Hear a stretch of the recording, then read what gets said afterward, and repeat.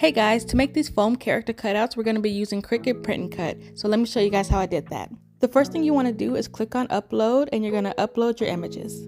I purchased these images on Etsy, but you can just search whatever character you're looking for and PNG or SVG, and then you should be able to download those. Now that we have our images, we're going to resize them. So the foam that I'm using is a 20-inch by 30-inch piece of foam that I got from Dollar Tree, so we're going to have to resize our image to fit that. You're going to click on your image and you're going to change the size to fit the dimensions. So I just changed the width to 20 inches because the height would be less than 30 inches. When you're doing this, you want to make sure your dimensions are locked, because if not, then your image will be distorted. So unfortunately, the Cricut Print and Cut only allows you to do print and cut up to a certain size, so I'm going to show you guys how to get around that. So what you're going to do is click on shapes and you're going to click on the square. After you click on that square, we're going to change the dimensions. We're going to change the width to 6.75 and we're going to change the length to 9.25. You want to make sure your dimensions are unlocked when you're doing this. Next, we're going to make 2 duplicates of that same square and then we're going to align them.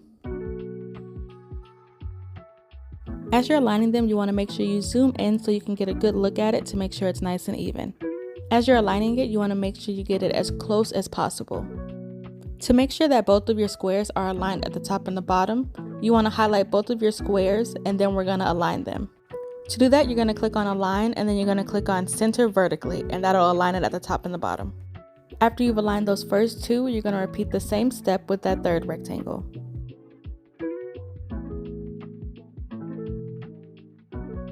Now that they're aligned, we're going to zoom out and then we're going to duplicate that set of 3 rectangles. Once you duplicate it, you're going to keep it highlighted and then you're going to duplicate it another time. With these squares, you also want to make sure that they align nicely. You want to make sure you're taking your time as you do this, because if not, then your cutouts may not align correctly. Once they're all aligned, I'm going to highlight them and duplicate it. I'm duplicating this because I have 2 cutouts that I'm doing, and I also want to duplicate it just in case I mess up on this one. I don't have to redo all the squares. After that, I'd hit that layer so it's not in our way. So now you're going to take your character and you want to drag it to the center of the squares that we made. If your character's in the background, you want to right click and you want to bring it to the front. You want to make sure that it's nice and centered on those squares. Now you want to highlight one of your squares and your image, and then you're going to go over to slice and you're going to slice that image. When you slice an image, it allows you to detach the piece that you sliced from the whole image. As you can see here, when I click on the character and I move it out of the way, you can see that the tail is separated from the image. Next, you want to continue to slice the rest of the squares. Cricut only allows you to slice 2 layers at a time, so what I'm doing is I'm going to every square and I'm highlighting the square in the image and I'm slicing it as I go. If you're highlighting and can't slice, then you most likely have more than 2 layers highlighted, so what you have to do is just go back and then just select 2 of the layers.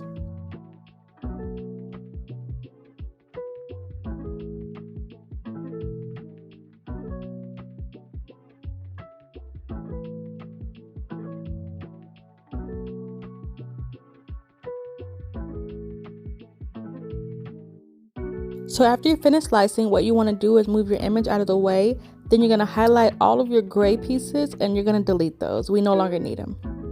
Next, I'm just going to hide this image right here because I'm not going to cut this one out at the moment. So you just click on it and then you're going to click on the little eye to hide it.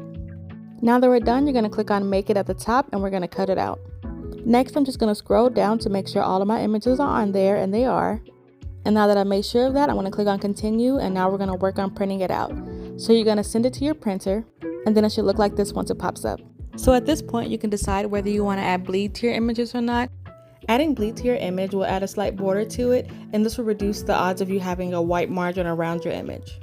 I'm choosing not to add bleed to this image, but if you want to, you can go ahead and do it. I'm pretty sure it'll be fine. Now we're going to set our base material. I'm using cardstock to print this on, so I'm going to choose the medium cardstock option. This is what your images should look like after they're printed out. If you don't have a Cricut, you can still make these foam cutouts. Only thing you have to do is you'll have to make a poster like on Canva or something, and then you can get it printed out at FedEx, Walgreens, Walmart, and even online. To cut these out, you want to make sure you're using your light grip mat. If you use a strong grip mat or a regular grip mat, as you're peeling off your image, it'll curl. But with this lightweight mat, it stays nice and flat. Next, we're going to take it over to our printer and cut it out. Cricut will register the image before it cuts it out, so it uses a light to read the black lines that's around the image, and then once it's read it, it goes ahead and it cuts around the image. After all my pieces were cut out, I went ahead and I taped them together. When you tape them together, you want to tape them from behind just so you don't see the shiny tape on the front of the cutout. By taping your image together, it makes it a lot easier to attach it to the foam board than if we were to just attach it piece by piece. The foam board that I'm using is a 20-inch by 30-inch foam board that I got from the Dollar Tree. This foam board has a paper backing on it that we can't cut with our foam cutter, so what we're going to do is we're going to grab from the corner of that foam board and we're just going to peel that paper layer off. It has it on both sides, so you want to make sure you remove that paper from both sides.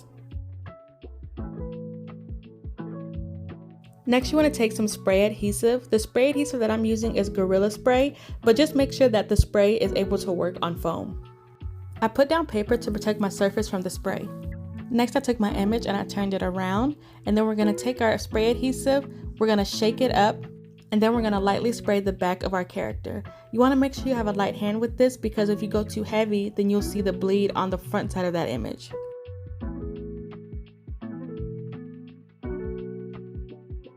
Once you're done spraying, you want to move quickly to make sure the glue doesn't dry. So we're going to take our image and move it out of the way. We're going to grab our foam and lay it down flat. Next, we're going to take our character cutout and we're going to carefully place it on the center of the foam. Move carefully but quickly because you don't want to have any bulges in your character and you want to make sure it doesn't dry before it can stick onto the foam. To cut out our foam, we're going to use this heated foam cutter. I purchased it from Amazon. I'll link it below and it's also in my Amazon storefront. To cut our character out, I start at the bottom edge and then I slowly move around the image. As you're doing this, I like to protect the corners of the foam because I'm going to use that as the stand later. Because this heated foam cutter doesn't cut paper, I'm able to get really close to that image without worrying about cutting into the actual character. I use the corners as a stand because it already has a 90-degree on it. So what I do is take my heated foam cutter and then I just cut a diagonal line across the edge. Because this image is oddly shaped, I'm going to go ahead and cut out 2 of them so I have 2 stands. Because this is going to be on the back of your cutout, it doesn't have to be perfect, so I literally just take the foam cutter and I just cut it at an angle. Once I cut it out, I stand up my character just to position it before I glue it on there, and then I take my hot glue and then I just glue it onto the back of it. I hold it down just to make sure it doesn't shift while it's drying. And then you just repeat that same step with the second one and then we're done. This is what they ended up looking like at the end. I used them in front of my son's backdrop. If you guys choose to recreate this, then I would love to see it. Go ahead and tag me. Don't forget to follow me on TikTok and Instagram. And like always, thanks for watching. Bye.